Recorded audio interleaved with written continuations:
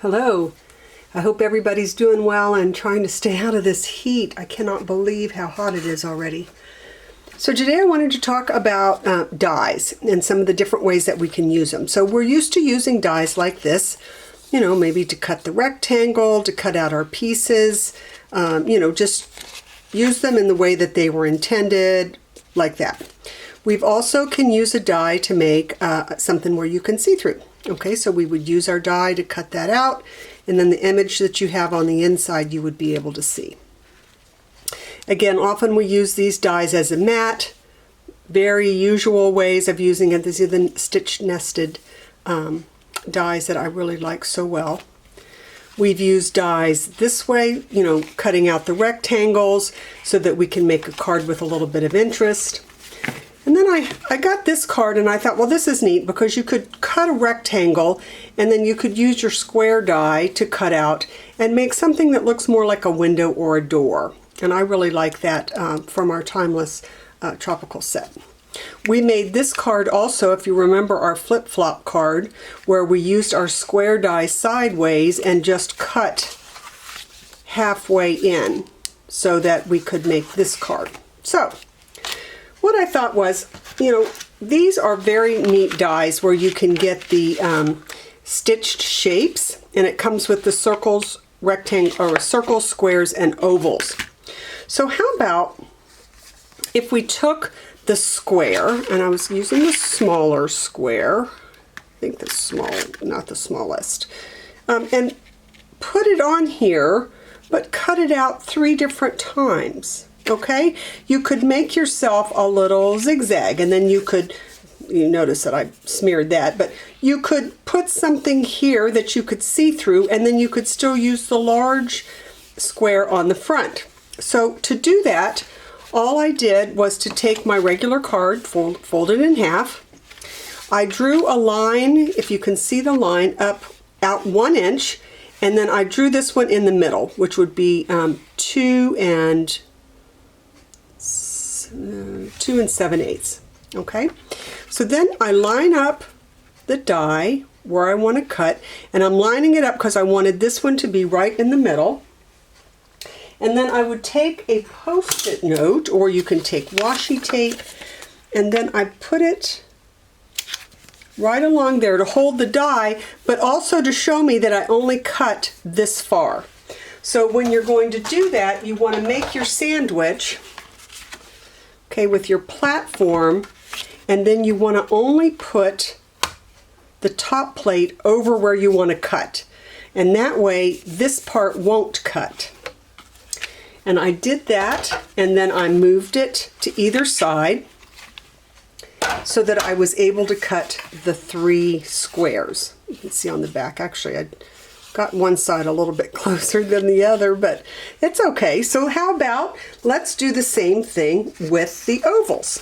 All right, so again, I cut the ovals out twice here, put something in the back that you could see, and then just put one more over on the top. So again, I did the exact same thing. So I took the my pencil mark, one in. See this here? I lined it up with the middle here. I put my Post-it note on at that pencil line here, and then I only cut this far, and then I moved it down here and did it again. Okay, and in that way I could get this neat card with some of the ovals.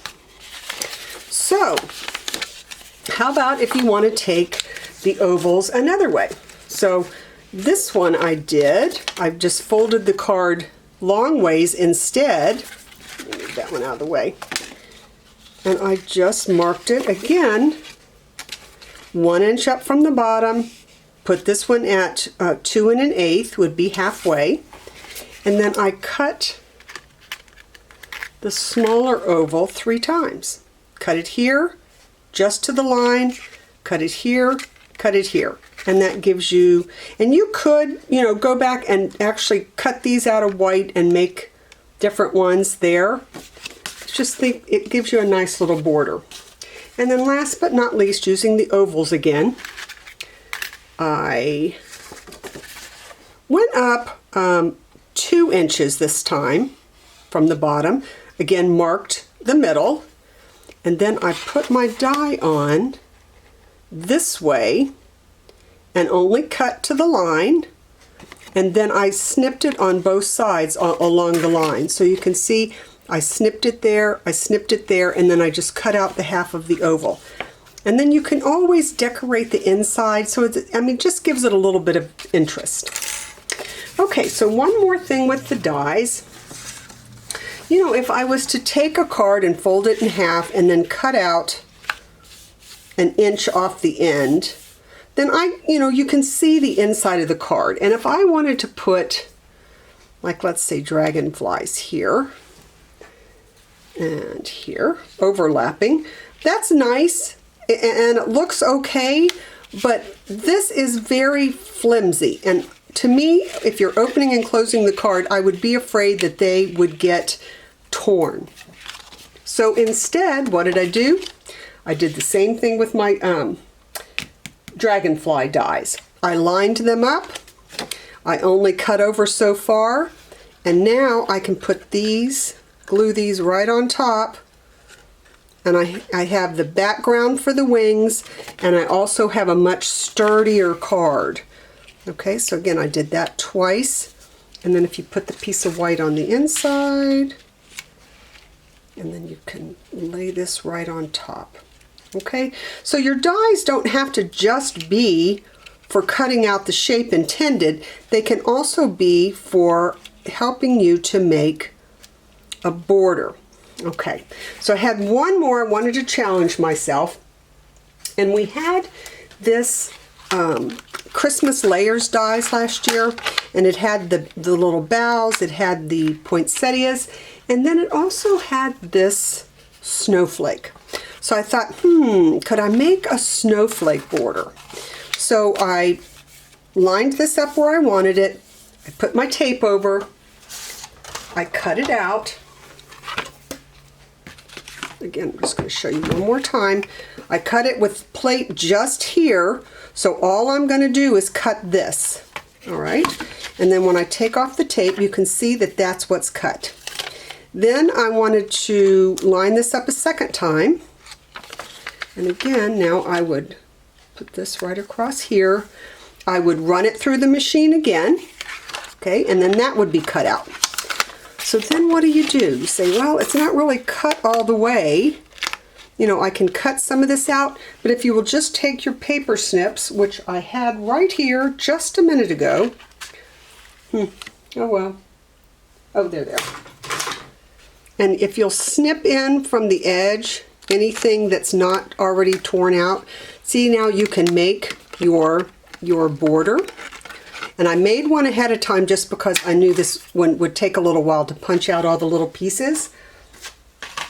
So once I ran it through the machine twice and cut that out, I came up with a border something like this. And then if I cut the whole die out and put it on top, look how pretty this looks. Okay, so I've made myself, and again, this particular little die, if I was just to take it on a piece of paper and try to put this on here overlapping, that is going to be so flimsy that opening and closing the card, I would be afraid this would tear. So by doing it this way and making a border, and again, you could leave the border or you can cover it, I think that that makes a really pretty card, and I would again put my sentiment here. So I hope maybe you've gotten a few ideas for some things that you could do to make some different kinds of borders with your dies rather than just using them to cut out a shape. And I hope that everybody has a great day.